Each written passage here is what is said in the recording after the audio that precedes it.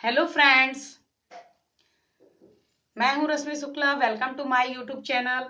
Start करते हैं super TET classes, जो कि जीएस की सामान्य अध्ययन।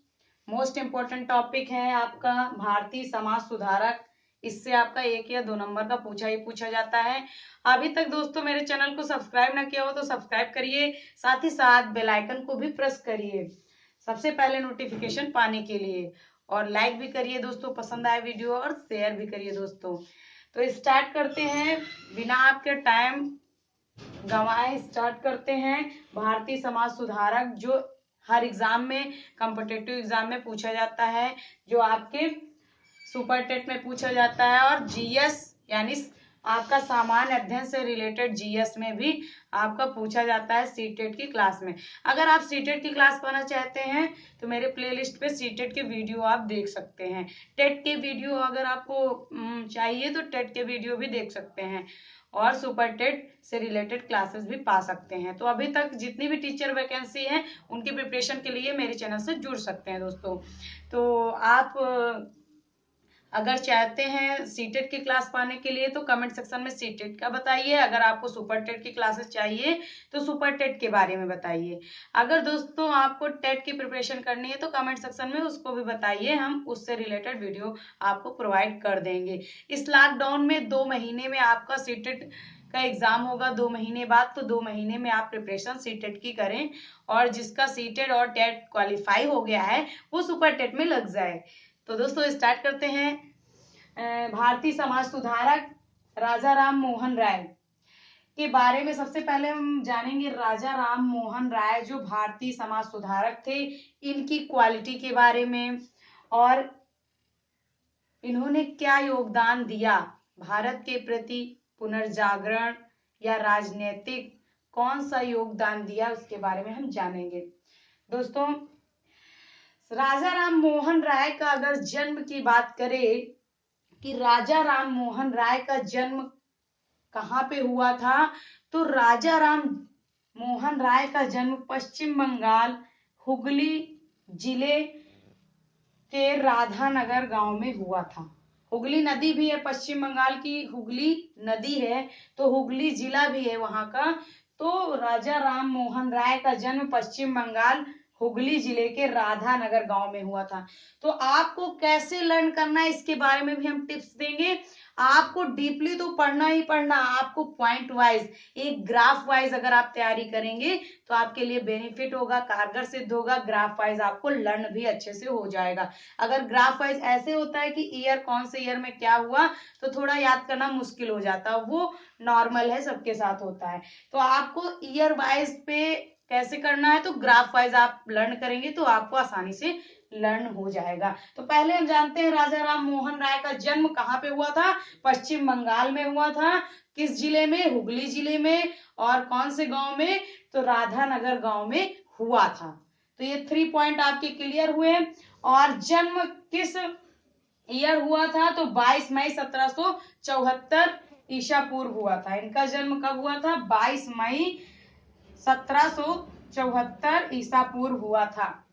22 मई 1774 में राजा राम मोहन राय जी का जन्म हुआ था। और किस नदी पे? हुगली नदी के पास। और कौन सा जिला? हुगली जिले के पास। और कौन सा गांव? राधानगर गांव। और कहाँ पे? पश्चिम बंगाल में हुआ था। तो पहला पॉइंट आपको आशा है क्लियर हो गया होगा।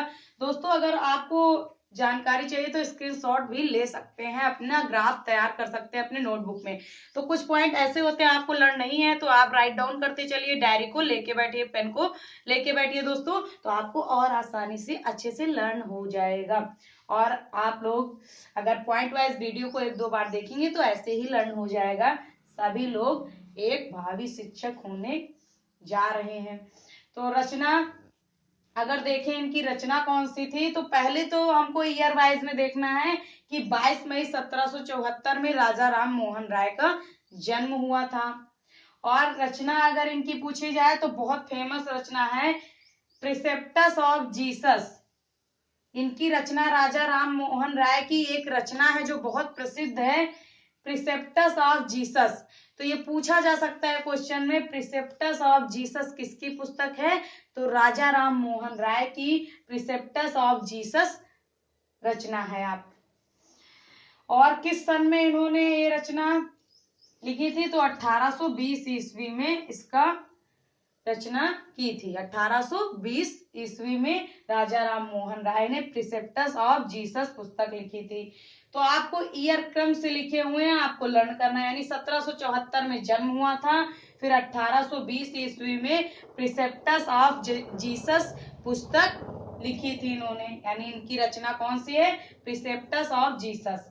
फिर 1825 ईस्वी में इन्होंने क्या किया था? 1825 ईस्वी में वेदांत कॉलेज की स्थापना की थी। किसकी स्थापना की थी? वेदांत कॉलेज की स्थापना की थी। कब की थी? 1825 ईस्वी में। किसने किया था? राजा राम मोहन राय ने 1825 में वेदांत कॉलेज की स्थापना की थी।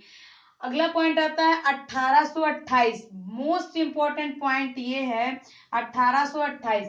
तो 1828 ईस्वी में किसकी स्थापना की थी? ब्रह्म समाज की स्थापना की थी। राजा राम मोहन राय ने किसकी स्थापना की थी? 1828 में ब्रह्म समाज की स्थापना की थी। तो आपको आसानी से लर्न हो जाएगा 20, 25, 28, 29, 30। तो 28, 29, 30 तो क्रम से ही है। 20 के बाद 5 ईयर का गैप है। 25 में वेदांत कॉलेज की स्थापना की थी और 1828 ईस्वी में ब्रह्म समाज की स्थापना की थी। फिर उसके बाद 1829 ईस्वी में सती प्रथा का अंत किया था। और इनके सहयोगी कौन थे? ये प्रश्न अक्सर पूछा जाता है, सती प्रथा का अंत किसने किया? तो अगर नाम आ जाए लॉर्ड विलियम बेंटिक, तो इन्होंने भी सती प्रथा का अंत किया।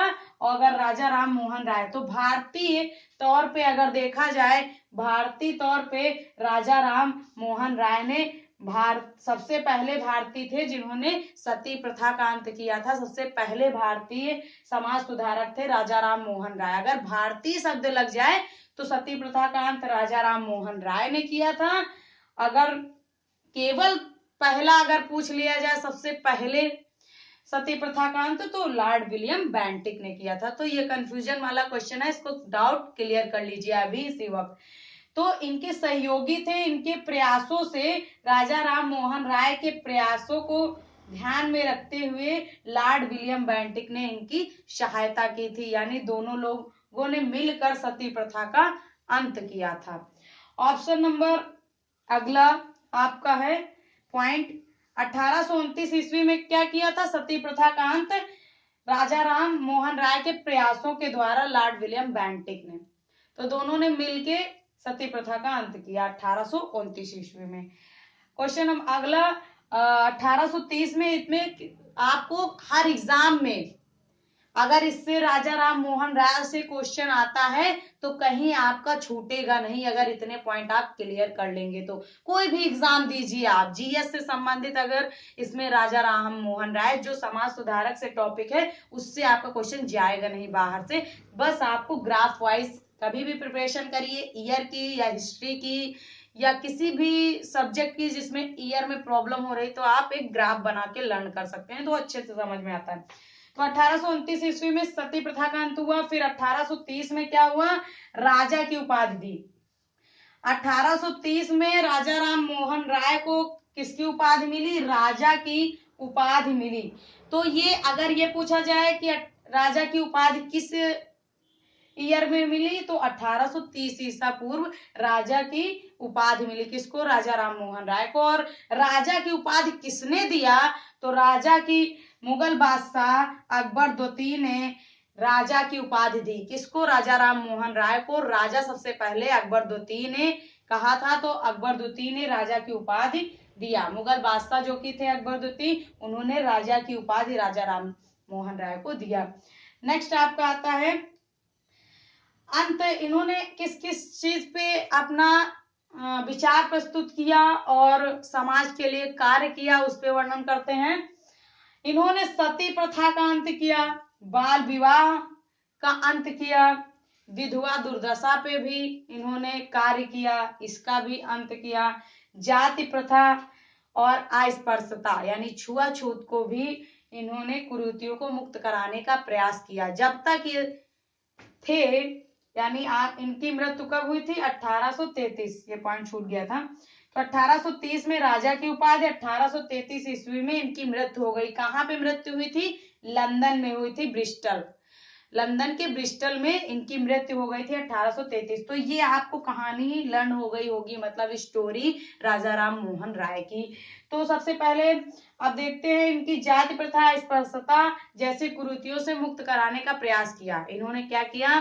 बाल विवाह, सती प्रथा, विधवा दुर्दशा और भी सारी कुरीतियों को समाप्त करने का प्रयास किया। जब तक प्रयास किया जब तक इनकी मृत्यु नहीं हो गई। जब 1833 में हो गई, उसी के बाद जब तक ये जिंदा थे तब तक इन्होंने प्रयास किया। तो इस पे आप मतलब अगर कहा जाए ये जब तक जीवित थे इन्होंने प्रयास और संघर्ष जारी रखा, इसीलिए भारतीय समाज सुधारकों में से एक माने जाते हैं। तो आपको ये क्रम लर्न हो गया होगा। 1820 में प्रिस्क्रिप्टस ऑफ जीसस की पुस्तक लिखी, यानी रचना प्रिस्क्रिप्टस ऑफ जीसस। और 1825 में वेदांत कॉलेज की स्थापना, 1828 में ब्रह्म समाज की स्थापना, फिर 1829 में सती प्रथा का अंत, 1830 में राजा की उपाधि, 1833 में मृत्यु, लंदन ब्रिस्टल। तो मेरे साथ आपको लर्न भी हो गया होगा, आशा है आपको लर्न हो गया होगा। तो आपने कैसे ट्रिक याद किया? 1774 में जन्म हुआ, फिर उसके बाद 1774 के बाद जन्म हुआ, फिर इन्होंने 1820 में प्रिसेप्टस ऑफ जीसस रचना लिखी, 1820 के बाद 1825 में वेदांत कॉलेज की स्थापना की, फिर 1828 में ब्रह्म समाज की स्थापना की, 1829 में सती प्रथा का अंत हुआ, 1829 के बाद आपका क्या आता है? 1830। तो 1830 में इन्होंने क्या किया? 1830 में इन्होंने राजा की उपाधि ली। किससे ली? अकबर द्वितीय से लिया। फिर उसके बाद 1833 में इनकी मृत्यु हो गई। कहाँ हुई? लंदन और ब्रिस्टल में। तो आशा है आपको राजा राम मोहन राय से टॉपिक समझ में आया होगा। और कुछ पॉइंट पे चर्चा करते हैं। इनको आधुनिक भारतीय राजनैतिक और सामाजिक चिंतन का जनक भी कहा जाता है। इन्हें राजनैतिक और सामाजिक चिंतक का जनक भी कहा जाता है। इनको क्या कहा जाता है? राजनीतिक और सामाजिक चिंतन का जनक, सामाजिक चिंतन का जनक कहा जाता है। क्योंकि ये सामाजिक चिंतन का जनक इसलिए कहा जाता है क्योंकि इन्होंने समाज के प्रति बहुत सारी चिंताएं व्यक्त की कि ये सब क्या हो रहा है समाज में, विधवा दुर्दशा, बाल विवाह, सती प्रथा, इसीलिए इनको सामाजिक चिंतन का जनक भी कहा जाता है। क्या कहा जाता है? सामाजिक चिंतन का जनक कहा जाता है। तो नेक्स्ट पॉइंट स्टार्ट करते हैं दोस्तों। अगले पॉइंट, अगले समाज सुधारक दयानंद सरस्वती के बारे में। सबसे पहले आप समाज सुधारक राजा राम मोहन राय के बारे में जाना, सेकंड आप दयानंद सरस्वती के बारे में जानेंगे। तो इनकी यही विशेष क्वालिटी थी जो आपके सामने मैंने एक्सप्लेनेशन किया, उसपे आपको समझ में आया होगा आशा है। तो इसके जो मेन फैक्ट हैं यही हैं। आप अगर एक बार लर्न कर लेते हैं तो समरी टाइप में आप ग्राफ वाइज लर्न करेंगे तो आसानी होती है, क्योंकि स्टोरी में थोड़ा लोगों को पढ़ने में भी प्रॉब्लम होती है और समझने में भी। तो आप ग्राफ वाइज हमेशा लर्न किया करिए दोस्तों। और दोस्तों इसी तरह के वीडियो पाने के लिए CTET, TET, super TET, all vacancy के लिए आप मेरे चैनल को सब्सक्राइब कर सकते हैं, जीएस की क्लासेस के लिए और सभी अन्य क्लासेस के लिए। क्योंकि सुपर टेट में 14 सब्जेक्ट हैं, तो इंग्लिश ग्रामर प्लस आपका हिंदी, साइकोलॉजी, चाइल्ड डेवलपमेंट से रिलेटेड और प्लस आपका पेडागॉगी, सारे सीटेट और टेट में जितने भी सब्जेक्ट हैं सारे इसमें पढ़ाए जाते हैं, जो आपके कॉम्पिटिटिव एग्जाम की दृष्टि से भी इम्पोर्टेंट हो। तो आप कोई भी है, आप अगर प्रिपरेशन करना चाहते हैं तो मेरे चैनल से जुड़ सकते हैं दोस्तों, क्योंकि इसमें आपको हर टॉपिक पे मिलेगा। क्योंकि हिंदी भी आपको मिलेगा, इंग्लिश भी मिलेगा, प्लस आपको जीएस भी मिलेगा, पर्यावरण भी मिलेगा, सारे टॉपिक पे आपको वीडियो आसानी से उपलब्ध हो जाएगी, जो आपका सब में काम करेगा, TET and super TET and CTET, then आपका कॉम्पिटिटिव एग्जाम। भारतीय समाज सुधारक सेकंड आपका देखते हैं दयानंद सरस्वती के बारे में। दयानंद सरस्वती सेकंड देखते हैं दोस्तों, जल्दी जल्दी थोड़ा करेंगे क्योंकि आपको बोरिंग ना लगे वीडियो, और इसको अट्रैक्टिव आप ही लोग बना सकते हैं अगर आप जितना ज्यादा like and share and comment करेंगे दोस्तों। तो दयानंद सरस्वती के बारे में देखते हैं। दयानंद सरस्वती का बचपन का नाम क्या था? अब देखते हैं, इसमें भी ग्राफ हम बनाते हैं। बचपन का नाम था मूल शंकर। क्या था बचपन का नाम दयानंद सरस्वती जी का? मूल शंकर था, मूल शंकर था। और इनका जन्म कब हुआ था, कहाँ पे हुआ था? तो इनका जन्म हुआ था 12 जनवरी 1824 में गुजरात में। 12 जनवरी 1824 में कहाँ पे हुआ था? गुजरात में हुआ था। तो ऐसे पॉइंट वाइज आप लर्न करेंगे, अच्छा रहेगा। दयानंद सरस्वती का बचपन का नाम क्या था? बचपन में इन्हें मूल शंकर कहा जाता था। क्या कहा जाता था? मूल शंकर कहा जाता था। बचपन का नाम है ये, बचपन का नाम क्या है? मूल शंकर। और जन्म कब हुआ? 12 जनवरी 1824। कहाँ पे हुआ था? गुजरात में हुआ था। फिर इसके बाद इन्होंने किसकी स्थापना की? आर्य समाज की स्थापना की थी। कब की थी? 1875 में। तो 1875 ईस्वी में इन्होंने किसकी स्थापना की? आर्य समाज की स्थापना की। आर्य समाज की स्थापना किया। बहुत इंपॉर्टेंट क्वेश्चन। कहाँ पे किया था? बंबई में, यानी मुंबई जिसे कहते हैं, यानी बंबई भी कह सकते हैं, बंबई में किया था। तो स्थान क्या था? इन्होंने 1875 ईस्वी में बंबई में आर्य समाज की स्थापना की। कहाँ की? बंबई में आर्य समाज की स्थापना की थी। आर्य समाज का प्रमुख उद्देश्य वैदिक धर्म को पुनः शुद्ध रूप से स्थापित करना तथा भारत को धार्मिक, सामाजिक और राजनीतिक रूप में से एक सूत्र में बांधना। जो वैदिक धर्म है उससे परिचित कराना था। आर्य समाज का उद्देश्य था वैदिक धर्म से सभी को परिचित कराना। मेन पॉइंट है कि वैदिक धर्म से आर्य समाज क्या चाहता था? वैदिक धर्म से लोगों को जोड़ना, उनके सांस्कृतिक और उनके धार्मिक, सामाजिक, राजनैतिक सूत्रों को एक सूत्र में बांधना। वैदिक धर्म के अनुसार सांस्कृतिक, धार्मिक, राजनैतिक को एक सूत्र में बांधना किसी भी प्रकार का उद्देश्य था। वैदिक धर्म को पुनः शुद्ध रूप से स्थापित करना, कि भारत के धार्मिक, सामाजिक व राजनैतिक रूप से एक सूत्र में बांधना। जो भारत के थे राजनैतिक, धार्मिक, सांस्कृतिक विरासत थी और जो लोग थे यहाँ के, उनको एक सूत्र में बांधना और वैदिक धर्म का प्रचार प्रसार करना दयानंद सरस्वती जी का लक्ष्य था।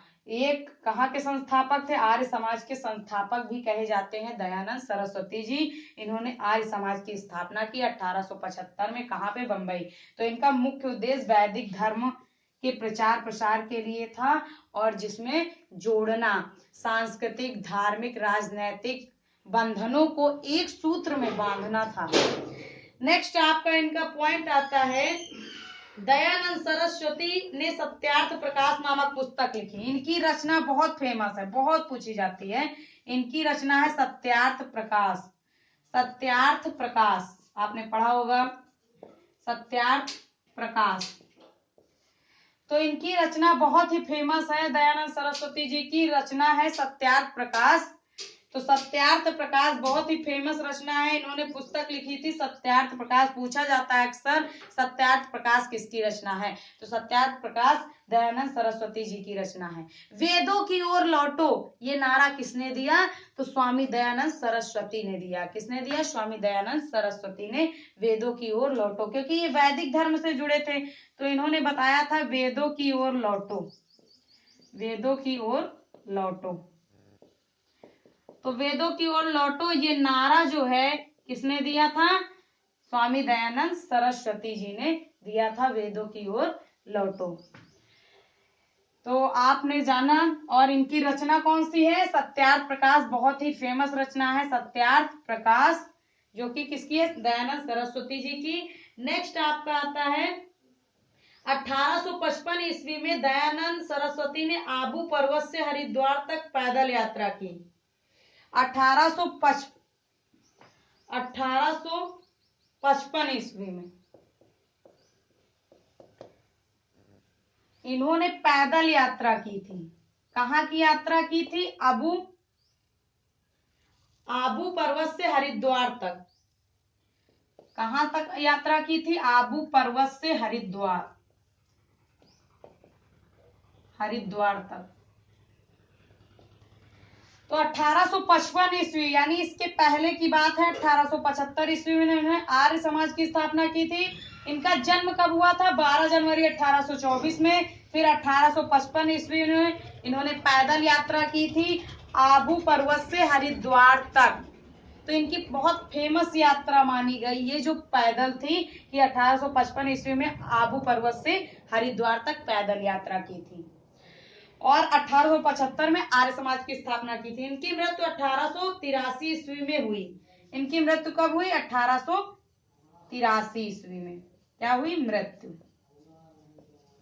इनकी मृत्यु हो गई 1883 ईस्वी में। तो अब ईयर वाइज डिस्कशन करते हैं। तो 12 जनवरी 1884 में गुजरात में इनका जन्म हुआ, स्वामी दयानंद सरस्वती जी का। 12 जनवरी 1824 में गुजरात में इनका जन्म हुआ। किसका? स्वामी दयानंद सरस्वती जी का। फिर 1824 के बाद आते हैं 1855। 1824 के बाद 1855 में आबू पर्वत से हरिद्वार तक की यात्रा की 1855 ईस्वी में। फिर आते हैं 1875 में इन्होंने आर्य समाज की स्थापना की 1875 में बंबई में। और इनकी मृत्यु कब हुई? 1883 ईस्वी में इनकी मृत्यु हो गई। बस इनके बारे में इतना ही विवरण आपका वेरी इंपॉर्टेंट है फॉर एग्जाम की दृष्टि से। तो एग्जाम के लिए आप अगर इतना पढ़ के जाते हैं तो आपका अच्छे से हो जाएगा, आप वनडे एग्जाम की तैयारी में अगर बैठते हैं तो अगला पॉइंट देखते हैं दोस्तों। दयानंद सरस्वती के बारे में आ गया होगा। 12 जनवरी 1824 में इनका जन्म हुआ था गुजरात में। बचपन का नाम मूल शंकर था। 1875 ईस्वी में आर्य समाज की स्थापना की थी। इन्होंने एक नारा दिया था, वेदों की ओर लौटो। किसने? स्वामी दयानंद सरस्वती ने। इनकी रचना क्या थी? सत्यार्थ प्रकाश।